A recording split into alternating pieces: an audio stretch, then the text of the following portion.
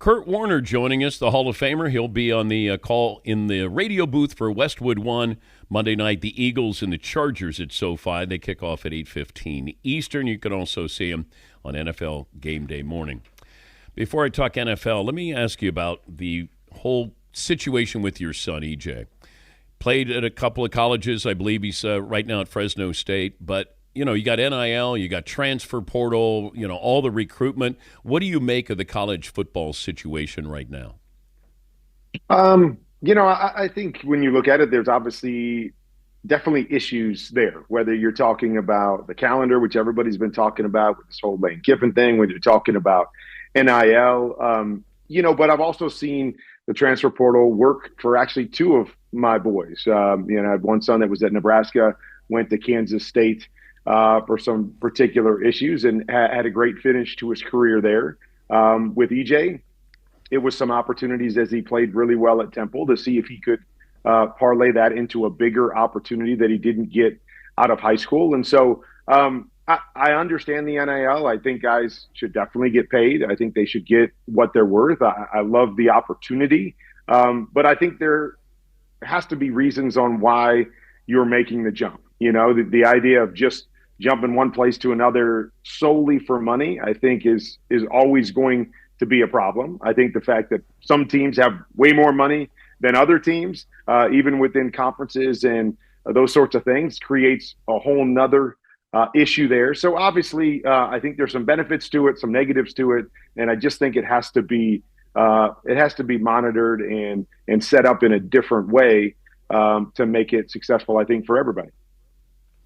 You got football coming up tonight. Do you have a better handle on the Lions or the Cowboys?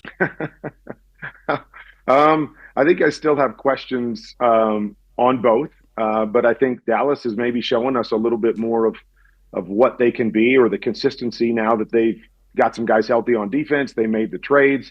So still not sure they're a great defense, but with that offense, I think, we can feel like, hey, their defense has done enough to show us they can consistently play at a certain level. I have a lot of questions with the Lions coming into the year. I think we all thought we knew what they could be. And now it's been a roller coaster ride, both offensively and defensively with them. Some of the injuries that they have. I would say I'm probably have a better feel for what I'm going to get from the Dallas Cowboys than what I'm going to get from the Lions. Yeah, I'm trying to figure out the Lions situation here. I know they've got some injuries here, and they do run the football, and Gibbs is great. But they just seem like they've hit their ceiling. And I thought that was a team that, all right, it didn't work out last year because of injuries. Now we're really going to show you. And they really disappointed here. And they might be the third best team in their own division right now. Yeah, I think you're right. But it's hard also to sustain the level of success that they've had over the last couple of years, and specifically what they had last year. I mean, 15 wins is crazy. And, I would have to go back and look, but I would guess that they were in a lot of close games and somehow found a way to win those close games last year. And it's hard to sustain that as well, because we know in the NFL, so many games are decided by one score or less.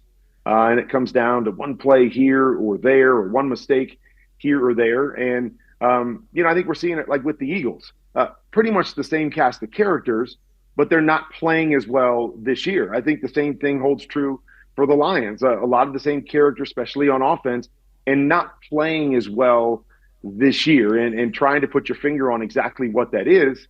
Maybe it's just the ability to sustain a high level of play year after year after year in the NFL. It's just not that easy. Talking to Kurt Warner, he'll be in the radio booth. It'll be the Eagles visiting the Chargers. That'll be next Monday night. Are you planning on Justin Herbert playing in that game? I'm planning on him playing. Being that it's his left hand, knowing the toughness of Justin Herbert and the things that he's played through before, understanding what, this stretch run means for this Chargers team in terms of the playoffs and things.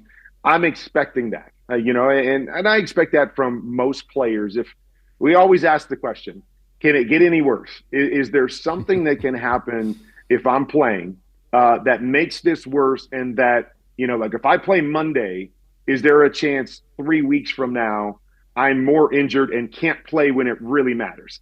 If the answer to that question is no, uh, most players are going to do everything that they can to get out there.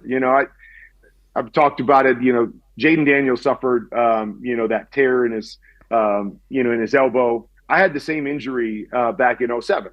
And, I just gotten back into the starting role, and it was my first game back.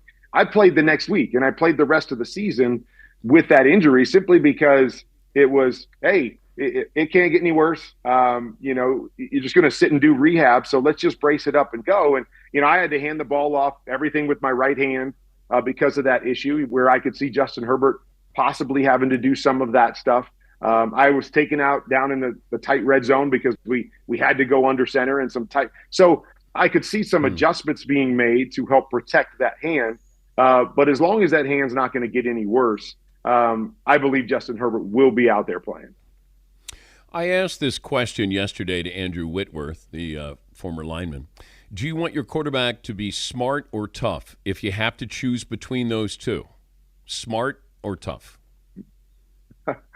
I guess the question is, when you say tough, what are you talking about? I know yesterday when you were talking more about Jackson Dart running down the field and taking big hits. In that case, I want my quarterback to be smart more than tough. I think there's a toughness factor to kind of what we're talking about with Justin Herbert, or a toughness to standing in the pocket and delivering a throw to the last second when you're getting hit. There's a level of toughness that I go, okay, I want my quarterback to be tough in that way. But I probably would say overall, less people are going to worry about us being tough and more people are going to worry about us being smart. I want a smart quarterback that makes good decisions, that's out there and available to his team, and gives them chances to win every time out. Although I do understand the idea of toughness. I just don't need it when you can run out of bounds or you can gain 2 more yards. I don't need you to take that big hit. I don't need you, to run through a defender instead of slide. I don't look at quarterbacks, when I watch film and go, oh, geez, I wish I had that guy that was running through a linebacker. No, I'm like, slide, be smart and get back up and help your team. Yeah, that was my point is you're going to get a yard. What does it matter? You're coming off concussion protocol. You got 2 wins on the season. Get out of bounds. You guys can build on something. You have something here in the embryonic stages. I don't need to show. Play all 17 games. If you survive 17 regular season games, you're tough. Right. You don't need to tell me, show me you're tough. That will tell me just there, the availability. Yeah, and I think, we could go back to another Giants quarterback in Eli Manning. And, Eli, there were times that he was going to just go down. Like, hey, if the play was over, I'm just going to fall down in the pocket. And he became known as a tough quarterback. Why? Because he was never out. Like, he played so many games in a row for the Giants, and it was like, that's what, we want, is the guy that's going to be out there and play. And so he understood when the play was over. And there's no doubt that people get excited and your sideline gets excited if your quarterback runs over a linebacker, down the field. I understand that aspect of things, but I think you're 100% right, is that more importantly, your team wants you, if you're the leader and if you're the guy, to be out there every snap, and they're not going to worry about you sliding or falling down every once in a while, as long as you do the things that your team needs you to do on a weekly basis. Help me understand from your perspective as a Hall of Famer, Drake May's development, and contrast that with Caleb Williams' development, because the Bears are playing well. I don't think they're playing well because of Caleb Williams, where the Patriots are playing well, and I believe that is in large part to Drake May. Yeah, well, I feel like Drake played well last year, but I feel he's in a system that really fits what he does as a quarterback. I think Josh McDaniels does a great job of designing plays. It's what I call full field plays, where it's drop back, read the coverage. When you know what the coverage is, I've got a concept that can attack that coverage, and you just have to get your eyes there, read it, and it speeds up the game for Drake May, because he's really good at doing those things. And so the system really fits who he is. And when you talk about development, that to me is the first step in development. Do you have a play designer, a play caller that sees the game like the quarterback sees the game? Like, you can have a lot of really good plays in an offense, but if it doesn't connect to how the quarterback plays the game, it makes the game harder, and they're not comfortable with what they're doing every snap. I believe they've got a great comfort level together to go along with the way Drake is throwing the football. I mean, it's like effortless, it's easy, his ability to throw the ball down the field. But I think Josh has really sped up those reads for him so he can play fast, know what he wants to do with the football, and that just makes him more confident. On the other side with Caleb, I think Caleb is a guy that hasn't had to process information as much as maybe a Drake May or some other quarterbacks. He's been a guy that been able to rely on the athleticism. We watched him in college. He could make all the throws, but he would buy a lot of time and he would create because he was more comfortable with that. And so what's happened is he's got to the NFL is we're trying, and everybody's trying, Ben's trying to get him to play more conventional quarterback, go through his reads, his progressions, stay in the pocket. And it's a battle for him.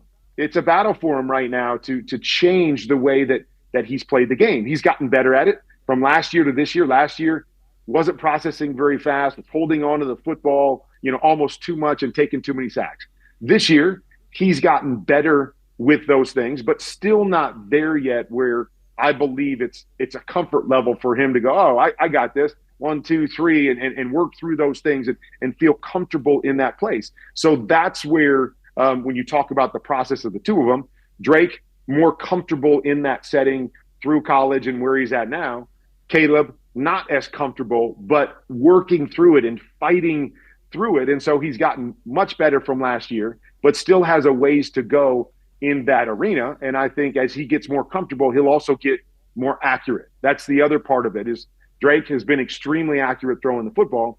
Caleb has not. Caleb's made a lot of big explosive plays, but he's also missing a lot of layups. And I think a lot of that comes with knowing exactly what you want to do with the football, being comfortable with that, and then being able to let it rip. This may sound strange, but it just came to my mind. Can you have too much talent as a quarterback? Well, I think a lot of talent. I say this, Dan, and I didn't have this, so I'm just speculating like everybody else.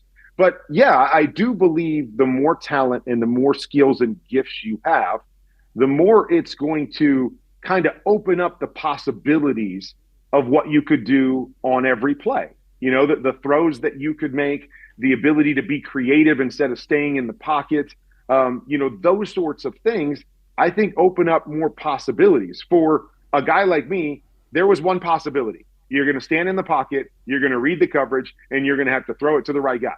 And so it simplified things for me from that standpoint. I've always wondered how an athletic quarterback decides when it's time to run. Like, when is it time to take off as opposed to staying in your progressions? And even forcing that issue. I've talked a lot about it, is that I believe, athletic quarterbacks, we've got more and more of them now. They kind of grow up not being forced to learn how to read the field or read defenses and progress through their reads. They're coached, drop back, see if your first guy's open. If he's not, go create a play for us. And so that becomes their norm more and more and more. And these guys are such great athletes. They get further and further and further in their careers without having to learn the opposite. So like with Caleb Williams, now we're getting him to the NFL level against the best players in the world. And we're saying, hey, now you have to change the way you've always played, and you've got to learn to process better, and you've got to learn to stay in the pocket. And I mean, that's got to be a really hard thing to do. So to your point, the more skills you have, the more you, and I don't even want to say get away with, the more things you can do on a given play through the majority of your career. And then when we try to fine tune that and say, we can't do this as much anymore, and you can't do this as much anymore, it's always going to be, I think, a struggle for those guys for at least a period. And then it leaves the question, can they ever get to maybe the point we want them to get to in terms of, hey, you got to be able to process and create at the same type of level. I think that's really hard, and we don't see a lot of guys that can do that. Lamar Jackson is one of the guys that I think does that really well. Josh Allen has shown at times he can do that really well. But I think that's a tough dynamic to fight for these guys that are just incredible athletes for the majority of their lives. Yeah, and I always bring this up because it's not necessarily Michael Vick or Kyler Murray. Steve Young was like this. Steve Young said, hey, I had one read, not there, I'm running. And then all of a sudden, Bill Walsh is like, what are you doing? Stay in the pocket, go through your progressions. And he became a Hall of Fame quarterback because of that. He had the ability to be able to extend plays. But Bill Walsh would say, will you stop doing that? Go through your progressions. You got great receivers. And he became one of the most accurate quarterbacks in NFL history. Yeah, and it makes the game easy. You want the offense to work for you. Like, I still think, even with some of these great athletes, and maybe Lamar is the exception, but it's hard to win games in the NFL week in and week out, trying to be athletic, trying to run around and make plays. You've got to allow the game or the offense and we lost you. We lost your connection there. Oh. We can see you. We can't hear you. That's weird. How often does that happen? You lose the audio and not the video. Very often. Oh. Yeah. Huh. Kurt, we'll catch up with you, but thank you. He'll be on the Monday night call between the Eagles and the Chargers.